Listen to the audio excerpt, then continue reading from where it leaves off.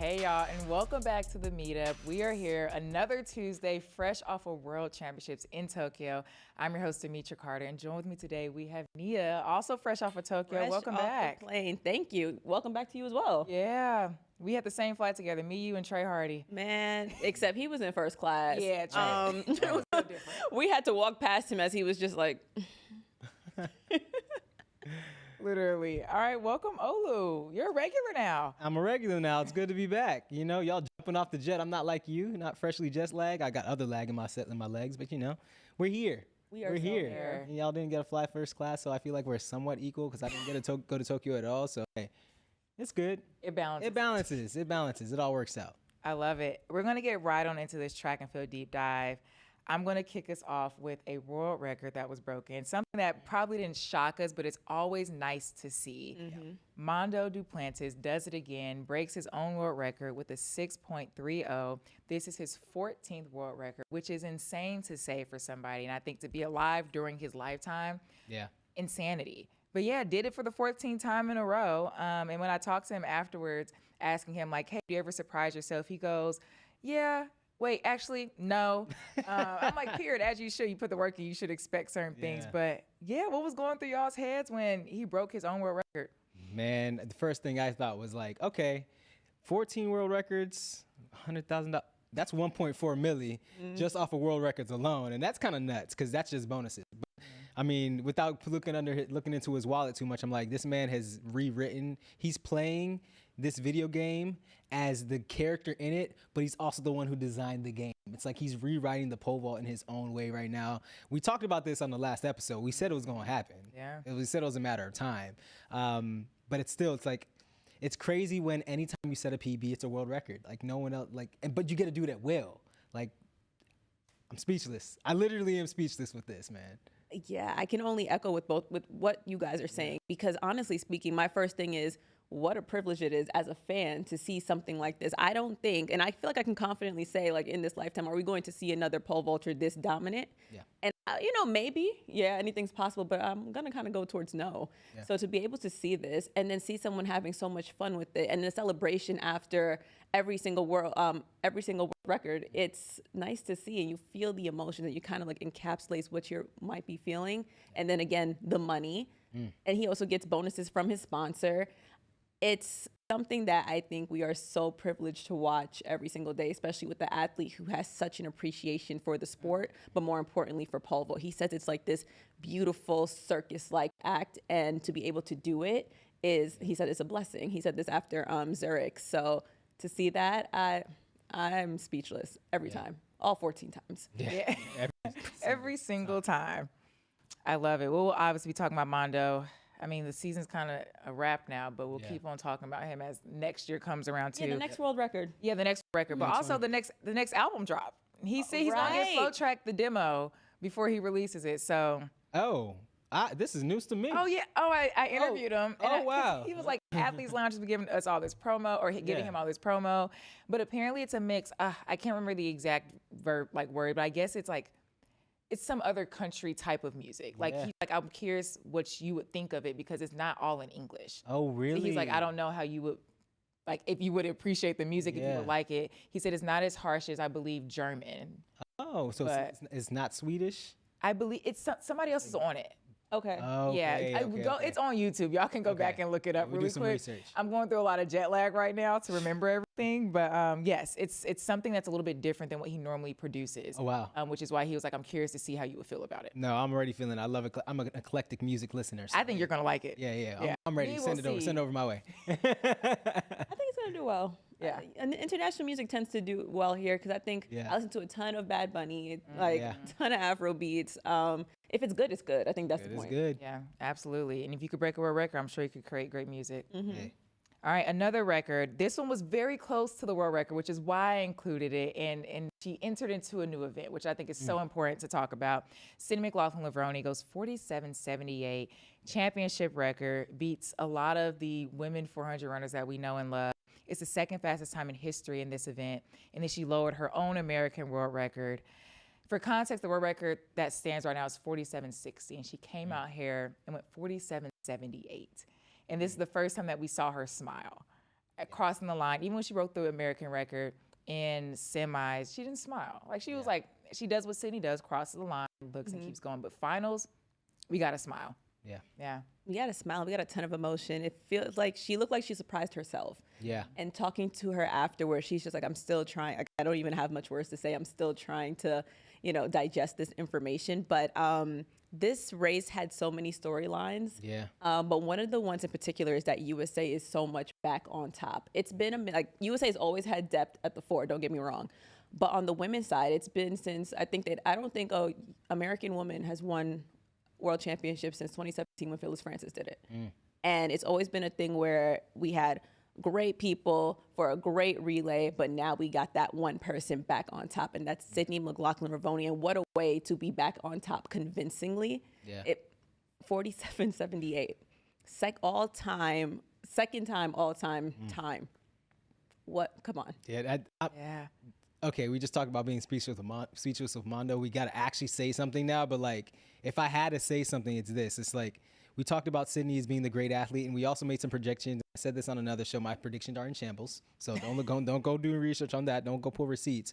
But what I will say is that this 47-78 just proves not only is Sydney obviously one of the greatest athletes of all time, not to diminish that. We've said it so many times, but she's one of the greatest competitors of all time.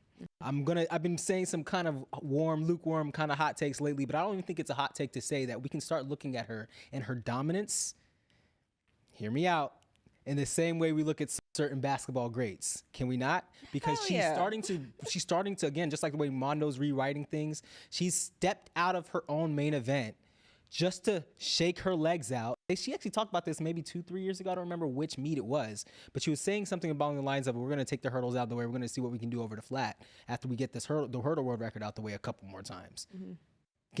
A couple more times getting the hurdles out of the way and then going to the flat and then running the second fastest time all time. Like, we can legitimately put her in the under rafters, like we would say with Michael Jordan here. I mean, maybe the length of years is not there yet, but I feel like we're writing the thesis statement for a career that's going to be in a couple years' time. Whenever she does step off the track, we're going to look at this level of dominance. She also competed at her first Olympics in 2016. Let's put this out there.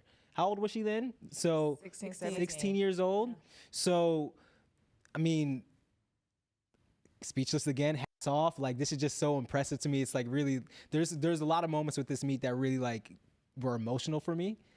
But this one was just like, I was like, wow. Like, I was blown away. Blown away. Yeah. LeBron James-esque. Yeah. I think I'm putting her with LeBron more than Michael, just because of the way she started so young, and to your point, being able to switch events and be like still dominant. Because like, LeBron was dominant in Cleveland, in Miami, back to Cleveland, in LA. And there's not a lot of people who can make that switch and still be as dominant as a competitor.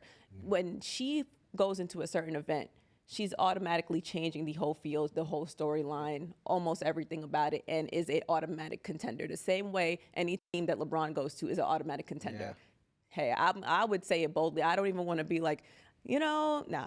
Say it, dog. Yeah, say it with your chest. Now I'm gonna say it with my chest. Yeah. Like, LeBron is probably the perfect way to put it, and not to take away from a Michael Jordan reference, but I'd say, like you said, LeBron just shows the longevity, from such a young age, which is so crazy. Like 16. I was at those Olympics watching her. I was like, Sydney, wasn't she the one that was just like, what? And just getting better. Usually you have people who's dominant at such a young age, but then maybe at a certain point, it's like they don't have that dominance anymore. They're burnt out. They've peaked. And I think there's more to go. Yeah, you know who else? Allison Felix started at a young age. Correct. Here we are. Yeah. So it's like, not to compare her directly to Allison, but just to say like young age dominance in American track and field over these distances. Man, Sydney's legitimately, she has to be on someone's Mount Rushmore of one of the greatest American track athletes of all time. Absolutely. You can't take that away from her. Absolutely. Yeah. 1,000%. I love it. For the record, this was the one prediction that I got right. I didn't get many right, but actually, no, the second one, this is the next one that I got right. Miss Melissa Jefferson Wooden. We're talking about Allison as well. She was the first American woman since Allison in 2009 to win the 200 at World Championship. The first American woman in history to win both the 1 and the 2 at the same World Championships. Melissa, the woman that you are. Like, we talk about history.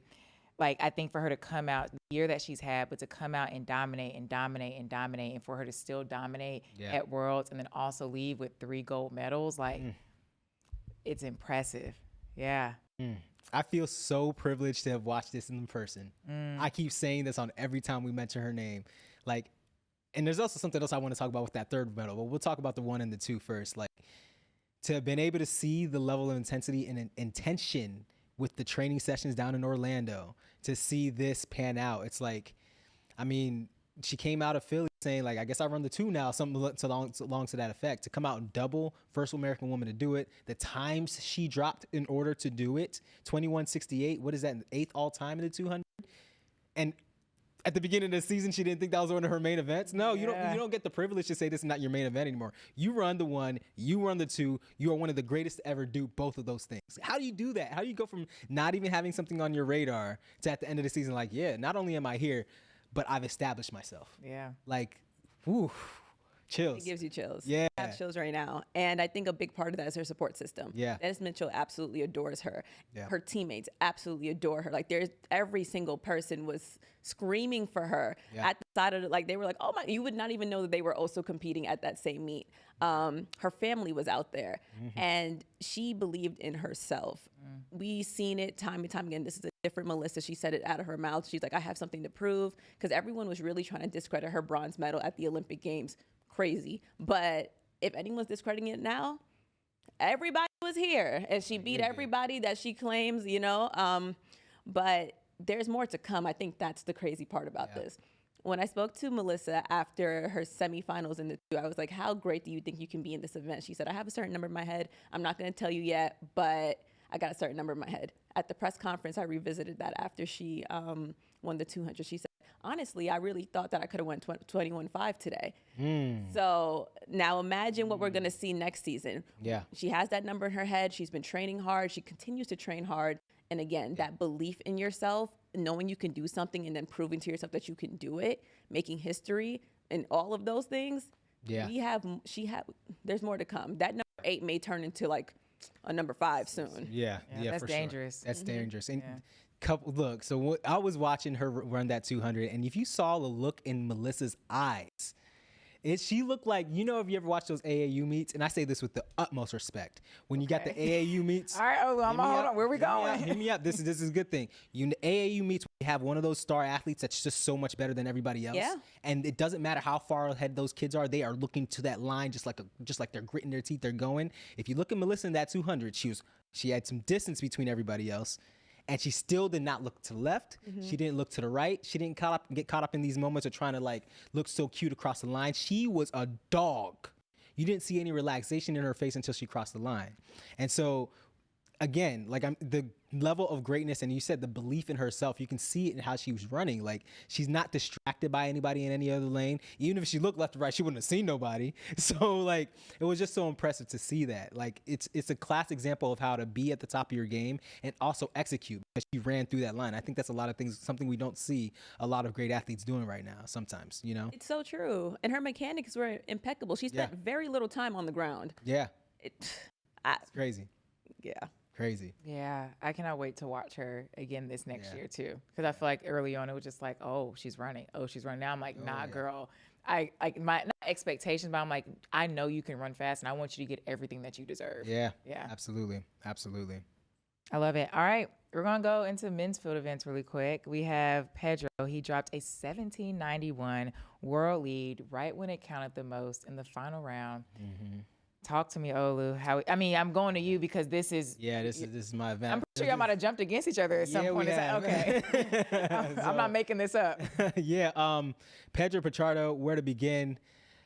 It's one of those situations where you can see, they always, in a lot of sports, they say the final result doesn't tell the story of the event. Because if you look on the paper, you see Pedro Pichardo has an 18-plus meter personal best. He's already a world champion. He's an Olympic medalist. He's an Olympic champion. You can say, oh, yeah, of course he came out here and won. But what that doesn't tell you is that he came into this competition with a personal or a season best of like 17:47. So he put, and for my Americans out there, he put almost 60 centimeters on that previous best. That's 2 feet in one jump. And not only did he do that, but he did it on the final jump of the competition. So the Italian jumper Dalla Valle he had jumped 1764, I believe, in the 6th round or 5th or 6th round. So going into the final round of jumps, Pedro Pichardo had been bumped down to 2nd. This man came from having jumped, I think his best jump on the day was 1755, and 6th round, 1791. Now, 18 meters is like that glorified mark in the triple jump that if you do that, you're the undisputed greatest of all time. But 1790 plus is still rarefied air. You don't see those come out of nowhere. But to see that come out of nowhere for the first time he's gotten over 1780, I believe. Again, don't quote me on the numbers, but like the fact that he's come that far, almost 9 centimeters from the 18-meter barrier for the first time since like 2019, at the right time, on the last jump. Of course, at the end of the competition, you're saying, who's the best? Who's the best? Love to see it. Love to see it. It was just so impressive. It was like, again, to be able to, it goes back to one of those situations where like you can't write out someone who knows how to win. You can look at what their season best are on paper. You can look at what they've done in other events. You can look at maybe they were hurt, but someone who knows how to win is dangerous in any time there's really money on the line. And Pedro Pichardo came out there and proved why he is absolutely the best in the world. Despite the fact, and also, again, a little bit more context. If you watch the Paris triple jump, there's a little bit of controversy where, he was frustrated with getting second. Go back and watch the tail of the tape there. But to see him come out and like put out 1791 right here after not even coming close to 1790 in a few years, like that was my moment of the meet by far. I have to ask, what do you think, like, as a jumper, what do you think clicked for him right before he like got to his mark on the final jump? Oh man, sometimes you just got to remember who you are. Mm-hmm. Like sometimes you just got to show them who you are. It's like Lion King, you show them who you are. Like like sometimes you got to be like, hold up. I jumped my PR. I've gone over 18 meters how many times? This kid and this is not disrespect to anybody. This is the competitor in me coming out. Yeah. Like this kid just came over here and jumped 7. That's a PR for you, boy. My PR is almost almost like I could jump way further than this in my sleep. So I think you could just see it kind of click. And the triple jump is such a technical event where it's easy to overthink every little detail, and that will pull you away from a further distance. But then every once in a while, someone jumps far and they gets excited, and you just got to be like, no, bump that. This is who I am. He stepped on the runway, just did it. And if you saw how he, from that 6th round jump to the 5 jumps before, you saw how he carried his speed through the board, through the hop, to the step. He went back to instantly went back to old Pedro, and it was just so impressive to watch. Oof. It was really cool. Y'all gotta watch that one. That was a field event to watch for sure. Okay, I'm gonna go. Y'all go watch it. I'm gonna go watch it again too. Yeah. All right, Nia, this next event. I think it's an event where Jamaicans might have won 1-2. I don't know. Didn't they? Yes. We have the men's 100. We have Oblique Seville. He PB'd with a 9.77, marking the first time a Jamaican has won the men's 100 world title since Usain Bolt in 2015. Mind you, Usain is in the stadium for this too. Mm-hmm. So that's a fun moment. Kashane Thompson second, Noah Lyles third. Nia, congratulations. Thank you so much. Thank you. Thank you. Wow, we are back. We are so back. Yo, let me tell you something. I'm so happy there's some legitimacy to USA versus Jamaica again on the men's side, because we have just been really pushing this just out of respect, the same way you would like Lakers and Celtics that time when like Celtics going through a whole rebuild. There was nothing really happening at that point in time, but we are so back. Oh my goodness. Civilians stand up. But taglines for everyone. Yeah, you got the Kashane train, the civilian. I like the civilians. Mm-hmm. That's cool. Civilians stand up. Cool. Yeah. Wow. You Let's go. Let's quick go. On the draw, Nia. Oh, hello. But I mean, wow. I mean, we talk about Oblique first. You know, he had a bit of an abysmal semifinals, right? Like really a bit late to the game, delayed reaction. He was distracted of some sort. Yeah. Had to really fight to make the final. And whatever was going on with him, hope everything is well, clearly he was able to compartmentalize and block it out for the finals. Yeah. In order, like at that point, I'm sure everyone's picks kind of switched a little bit. They was like, what's going on with him? He's distracted. Something's up. And he was like, nothing's up, or at least nothing important enough that's going to get in between me and this.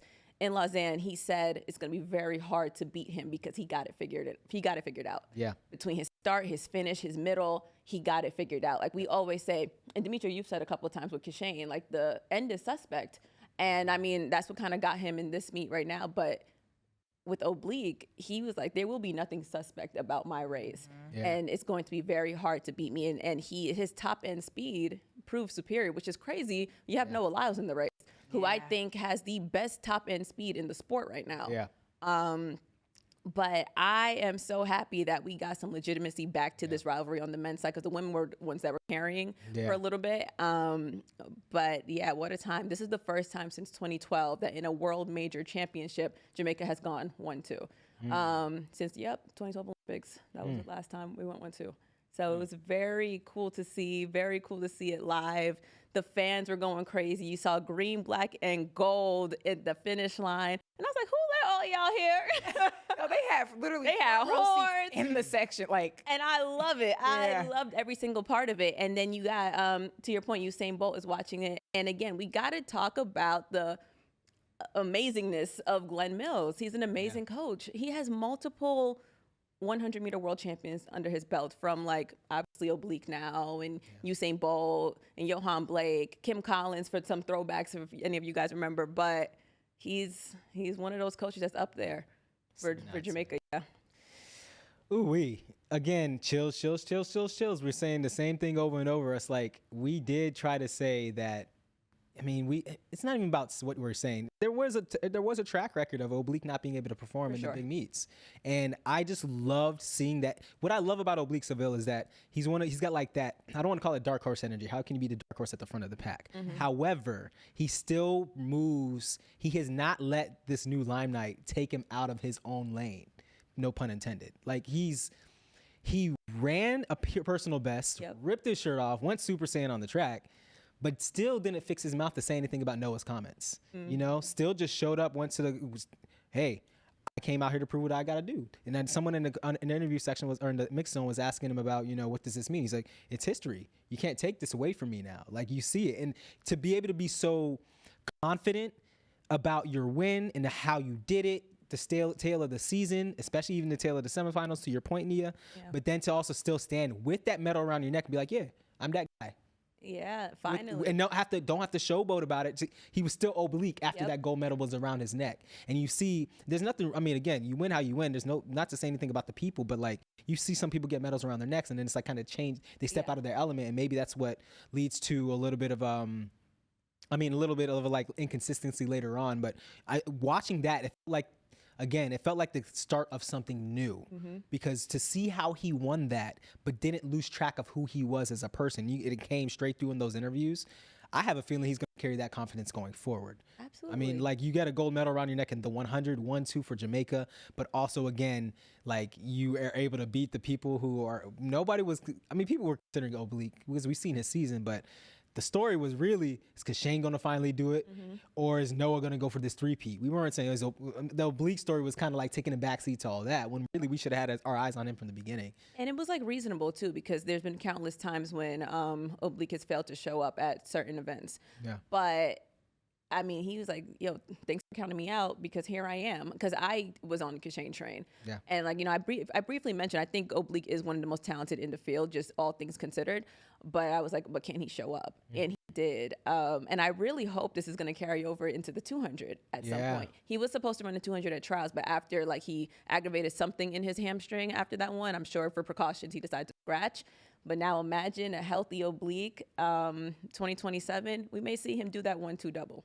Yeah, this is a story. It is a story, and a story that is developing. Yeah, because I feel like this is a new. Okay, so for all my Marvel movie nerds, you have the Avengers saga. Or I mean, the whole thing is a saga, but you had you had Avengers Infinity War, and then you had Endgame, and it's each of those movies had different chapters, these little multiverses. I feel like this is the beginning of a new multiverse between Noah and oblique. What is going to happen? Because if if oblique does go into this 200 in the next 2 years, he's at that start. He works on the strength over the 200. He works on that finish, and then we can think about how those benefits will go back to 100.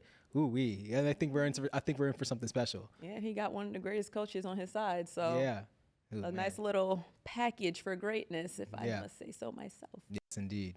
I love it. I can't wait to be a civilian at a track meet. I love that name. Civilians. So remember the non-refundable ticket, Demitra. But no, civilians. I'm not. That's a fire name. Nah, it goes crazy. You don't gotta worry about me. That's all cool. right. Yeah. So when he goes against Noah, who are So it depends on the event. That's not how this works. 200, and I can't pick two people. Oh, civilian for the 100. I don't know what Noah's team name is. Oblique for the 2. Oblique might be putting these little infinity stones in his gauntlet coming back around. I mean, hey, hot takes. Yeah, hot takes. Nah, he might. I think watching Oblique through the rounds too is what like watching him on like the day and going through the rounds. I'm like, oh, he might actually get a medal. Like that's when it like fully switched for me. And then even when he had a rough block start, Noah was like, oh, he was stressing back there. I knew that would happen. But whatever it was, he obviously figured it out to where he was not stressing before he got in the blocks in the call room. So I'm a civilian when it comes to the 100. Noah lost 200. I can't bet against. I can never get. I don't know. Can you be half and half? I don't know if you got to be, but okay, I understand. Yeah. I understand. Hey, give me till next year. I'll sleep on it. Oh wow. Give me through indoor. I'll let you know if we let that happen. Yeah. I'll let you know. All right. Me and management, we're gonna talk. Maybe I could just be like an economy or something. Maybe not how does it? We'll figure it out. We'll figure it out. But I'm a civilian. I'm a civilian when it comes to the 100. For this 200, we have to talk about Noah Lyles. He equaled Usain Bolt's record of 4 straight 200-meter gold medals at a World Athletic Championships. You talk about starting young. Noah's one of them ones. Yes. Skipped college, went straight pro, and has been dominating ever since. That one was fun to see. I know we entertained the idea of where to be a 3P. Obviously, the civilians took that 100 away from us, but he still came back and ran this 200 and won the 4x1 as well. Yeah, that was nuts. Virginia boys, stand up. Because I'm gonna say what it is. To see that race where, again, he said that he may have ran a little too fast in the semifinals, so I understand that. But to then come back around 1952, a hundredth of a second slower, that, again, consistency. There were doubts about his ability to start the season so late and then, carry this all the way through. But again, I heard, I'm trying to remember the commentary where I was listening to this from before, but someone had made a really good point that this World Championships being the actual end of the season played right into Noah's hands. I mean, he didn't have to worry about, okay, we're going to Worlds and we got Diamond Leagues to follow up. It was like, I can just peak for the thing that matters. People can talk about when I'm opening my season, but they don't realize that, one, I'm the king of this, but two, I played this to my own game now. Again, he's kind of entering that new era. He's playing this event in his own way. He's rewriting the story and the rules of how this goes. He wasn't worried about collecting all these wins throughout the circuits of the year, but he started coming out when it mattered. 2.5 months of solid racing, got right into shape right at the right time. 4P matching Usain Bolt's record. I'd love to see the 5 just to have that category. It's me, but already you still can't take away. He's the king of the 200, undisputed. Love to see it. He's from Virginia. I'm from Virginia. Look, it's great. It's great to see. I think you guys both used a word that is very fitting for this, and it's dominant. Yeah. To win 4 200-meter world titles in a row in a constantly changing world, constantly changing talent pool, people coming in, people coming out, and to still be on top says a lot. I mean, 2 in a row is great. 3 in a row, wow, 4. Oof. 4. Yeah. That's a 4P in the 200. And that's skipping Olympics in here, by the way, Worlds. And you're skipping Olympic years. Yeah. Right. And it's over a course of time. And things are just constantly changing except for him winning. Period. So. Poetry snap on that one, yeah. And I can't be on the Noah Lyles train for the 200. I mean, I get it. But, I mean, but all jokes aside, how could you not? Betting against Noah in the 200 is crazy. Yeah. It is ridiculous. And mind you, his weakness in the 1 tends to be his start. And I love that it's his strength in the 2, because if Noah has someone to run down in the 2, forget about it. And look at the clock while you're doing that too. Because I believe Brian Lavelle was the first one to come off the turn heading into the straightaway. He was like, bet. Yeah.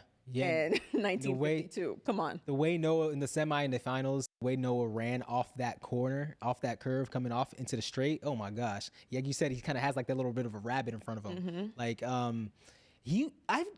Noah Lyles, to your point, his start may not be the best, but it does play out in that 200. And it's really, I love seeing his race develop because to see him work off that corner and just float into the straight. Okay, he has world-class, like some greatest of all time top end speed, sure. But even still, like the coach in my mind cannot help but say, if I was to be coaching an athlete on how to run relaxed and the 200, work your butt off of that curve and then go to your technique and trust it. Obviously, you may need to develop the strength to become a Noah Lyles, but the fact of the matter is he's executing these race plans like textbook. But he's the one that's, again, he's rewriting the book on how to do it, because you would say a strong start would be necessary to win the titles, but he still gets out as Noah's does and still somehow manages to always win. It's that X factor. He's a champion that knows how to win. And it's like, welcome to my domain. Yeah. Welcome to my 200-meter dash. I'm glad to have you. You know what I'm saying? I'm going to be beating you, but it's nice that you're here. Yes. Have fun second and third. Have a good time. Yeah. Nuts. I love it. Well, that's a wrap for our Tokyo chat. I just want to ask y'all, before we end with Tokyo Worlds, any final thoughts that y'all have from this championship? Oh, I got one. Okay. For the 4x1 finals, between the men and the women, there were 8 people running, right? Obviously, you have 4 and 4. Can we just, again, I don't want to keep dragging this, but it's the end of the season. Let me one last time, because we talked about this. Wouldn't it be crazy if Star Athletics had an all-star 4x1? We did say this. But not only that, they had 3 out of 4 on the men's side, too. 7 out of 8 people who won a gold medal in the 4x1 were from one training group. Let's just give them a round of applause. Team Canada came second. Aaron Brown also is with Star Athletics. Yes. Yeah, wow. So Ooh, dominance. Dennis Mitchell have a day. Yeah, for sure. Well deserved. That's Love mine. it. I think for me, we got to talk about Cole Hawker just a little bit. Yeah. You know, just from USA's, he's been so intentional, about doubling for USA, particularly in the 5,000. He just didn't make the team for that event in the Olympics, and he did that. Although getting DQ'd in the 1,500, he found that dog in him. And another thing, I think he was the first American to win that since Bernard Lagat. So, I mean, Cole also have a day. Yeah. He's a dog. Absolutely. He's a dog. That DQ, I think, would have been deflating to anybody. But he was like, all right, let me brush it off. Short-term memory. I got another race to run. I got another chance. And his last chance was the 5,000. So said, so done. He's a champion. Got another round of applause for that one. I love it. Have a day, Cole. Yeah. And then I think my final one is for our final laps. Nia grabbed the interview, though. But Leela might not be her final lap. So we'll stay tuned for that. We'll probably talk about her again on one of these episodes. But Miss Shelly Ann, I think to go out and see her final race, and even when I talked to her after the 100, she was like, I'm not done. I have this 4x1. So for her to go out there, run the 4x1, and that to be like her end on, maybe she'll come back too. I don't know. But yeah, Miss Shelly, the woman that she is, and to see her come out here and on her own terms and kind of be done with this sport, but still be involved in some way, shape, or form. But that's like the opportunity to be a mom and do all the things and kind of live the life that she's worked for. It's bittersweet. It is. Yeah. And how storybook-like is it that she passes the baton literally to Tina Clayton? Yeah. One kind of like next in line for, I guess, Team Jamaica with the sprints. Yeah, I love that she was first leg. Yeah. Literally and figuratively. Like, it's just very storybook-like. So many moments this year. This World was different. It had a different, like, emotional storyline to it throughout the whole thing. You know, it wasn't just the performances, although the performances were the performances. But I think it had this, like, this something sprinkled in with these, like, emotional storylines all across the board that made it really fun to watch. Yeah, I think even, too, with the Olympics once being there, empty, because, like, Tara Davis was there, didn't perform well in Tokyo, but came back, got her first world title. Valerie Allman got her first. Like, it's all these big names that's, like, getting their first world title here. I think it's their first. Yeah. Right. Yeah. Right. Yeah. I'm going to say Olympic cycles for you. All right. Well, we are going to go to a commercial break, but stay tuned because we're going to bring on a very special guest right after this break. Curling celebrating 30 meters out. 5,000 meters on the track, ready to roll. Collegiate national lead. The close outer inside, but it looks like the key could take this front to The American record holder. This is superhuman. But Holloway crossed the London. He's only 3/100ths outside the world record.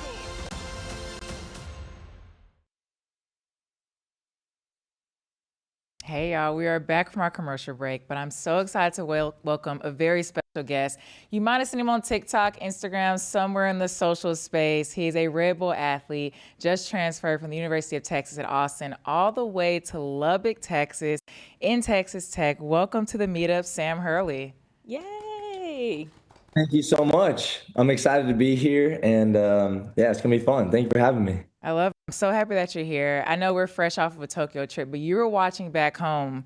I need to know, what was your favorite event to watch? What got you on the edge of your seats? And then where were you when you were watching it too?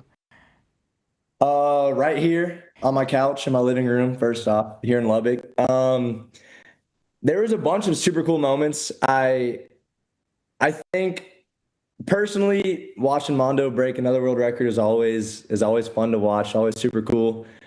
And but another thing that I got to give kudos to is Cole Hawker, how he got DQ'd in the 15, then comes back and wins the 5K. That's it's pretty exciting.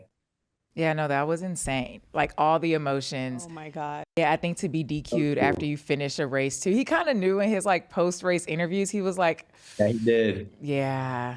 Yeah. I hate that though, because I mean, he was trapped. I don't know what he's supposed to do there. And so he just tried to, I mean, he didn't, I mean, whatever, but feel bad for him, but he came back and left a mark. Yeah, I mean, leaving with a gold medal can't be too bad. DQ kind of sucks, but yeah, he got his big one back. I love it.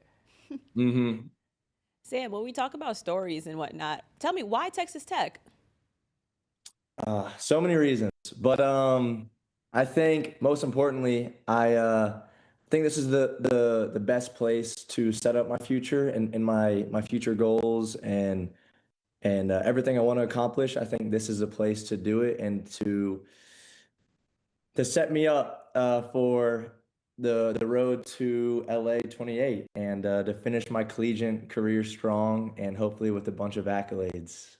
Ooh, I'm looking forward to it. I can't wait to see you compete. Thank you so much. I'm really excited. Yeah, every day I'm just getting more and more antsy, so I'm excited. Nice. Yeah. Yeah, Sam, I mean, that's really exciting to hear that you have plans for LA 2028. I remember those days when I was finishing my collegiate career, looking forward towards Rio. Put my age out there a little bit. But that was 2012, and now we're 13 years along. So I have a question for you. Like, what are those goals that you have as you build into LA 2028? I mean, what on the track, off the track, how do they relate? What are your plans, if you're willing to share? Yeah, definitely. I have goals across the board. On the track, I think this year I want to win national championship. I'd like to do it indoor and outdoor, but one will do. So that's the main goal for this year. I think that our team, like at Tech, we have a team to win the national championship. Fully believe that. That was a big reason why I came here as well. And I think that would be awesome to end my 5th and last collegiate career or collegiate year as a team national champion. That'd be awesome. And then yeah, so jump high this year. I don't know. I want to jump 601. I want to break the collegiate record. I didn't know if I want to say that online or whatever, but you know, whatever. That's what I'm planning to do is jump that. So hopefully I can do that, jump that, and then compete in Diamond League up until then. So that's kind of the goal. I know it takes a lot of work to do that, but that's from the broad perspective, that's the goal. Hey, I love to hear it. I love when people are able to say what their goals are and not be afraid to just put it out there. So well on you, man. Yeah, for sure. Yeah, thank you. Yeah. You gotta aim big. Yeah. You have to. Sure. You got to put it out there. And let's just say, like, when you do break the collegiate record, tell me what the difference was between that Sam versus maybe Sam last year in order to do that. It's a whole different Sam. I think number one, health. Just being healthy, having a body. I've dealt with quad injuries the last couple of years pretty severely. So being healthy has just been the biggest blessing, and mentally healthy. I think that's even more important. I'm mentally in a better spot. Mentally, just like I love the sport. I love training every day. I love like trying to hold back that throw up at the end of a workout because you know you're working hard. And that's something that I kind of lost for a little bit, and it's back, and it's stronger than ever. So I think that just that like dedication or motivation inside of me is hotter than ever. So I'm trying to really capitalize on that. That's so good. Ooh, we're gonna see you at these Diamond Leagues. I can't wait. Yeah, It's gonna happen. I hope so. I really do. I love it. Sam, I know you're currently in college right now. Like, what's your schedule looking like? You have class, practice. What's the life of a collegiate athlete? Yep, I have all that. I have class, not today, but I have class Monday, Wednesday, Friday. And then practice and weights and team meetings and my own work I do and my own meetings, my own stuff. Busy, but once again, a blessing. Like I think being busy is good. So definitely busy, and I'm definitely ready to never do another school assignment ever again because holy crap. I know that's right. That is so real. 5 years is 5 more than I was planning to do in college. Yeah, So wow. done my time. Yeah, as a fifth-year girly, that fifth year I was frolicking, having a good time. Degree was done. Yeah. Yeah, that's good. It makes it much more enjoyable whenever school is out of the picture. Yeah. But stay in school, kids. For sure. Staying school kids. Message for the youth. Exactly. I love it. Well, Sam, thank you so much for joining us. I know you don't have class today, but you do have practice. So I'll let you go ahead and get to that. You can find him on all the platforms. We'll drop his ads in the description. Thank you for joining us. And we will see y'all, we will see you jumping and doing all the things and hopefully breaking a record this track season. Yes. Let's do it. And then let's come back on here and then we can do another interview and talk about how we manifested it. Yes. Hey. I'm talking Yeah. about. Yeah, Let's I love put that it. in the Love air. it. Put it in the I atmosphere. can't wait. After Diamond League, we got to get you on. Yeah. After Diamond Let's League. do it. No, you'll get a text as soon as you go over the bar. Hey, congratulations. Let's go. Yeah. Remember when you said da da da da da? So let's just follow up on that. See Yeah. you Tuesday. Perfect. Yeah, man. I love love it. it. Thank you so much for joining us, Sam. Great Thanks, talk. Sam. Thank y'all. See y'all later. I love it. That was so much fun. That was cool. That was So fun. fun. Yeah. That's gonna be a nice callback. Yeah. And we gotta like play this in like, like the dramatic montage in black and white. So yeah, I want to do this, I want to do that, and then when he did it, welcome to the meetup. Yep. Ooh, we just gonna tie it straight from the intro into. What? And maybe what if he's on the chair right here in person? Oh, I mean, it's Lubbock, Austin ain't too bad. I mean, I don't know. I'm not from Texas. I mean, I've made the drive to It's Lubbock doable. before. I don't know about it's an experience. I'll say that. but it's doable nonetheless. No, it is doable. Yeah, it's doable. It's doable. That's I've all done that it. really matters. That's all that really matters. Yes. Yeah. Well, I Wow. love it. That's a wrap for episode. Ooh, I'm getting my numbers mixed up. I'm fresh off of Tokyo, so we're not going to say the number of episode that it is. We'll put in the title. 27, I believe. Episode 27 has been so much fun talking track and field. Worlds was fun. We will see y'all next week, and we're bringing on English Gardner, so make sure y'all tune in next week. Thank y'all for watching. Bye, y'all. Peace.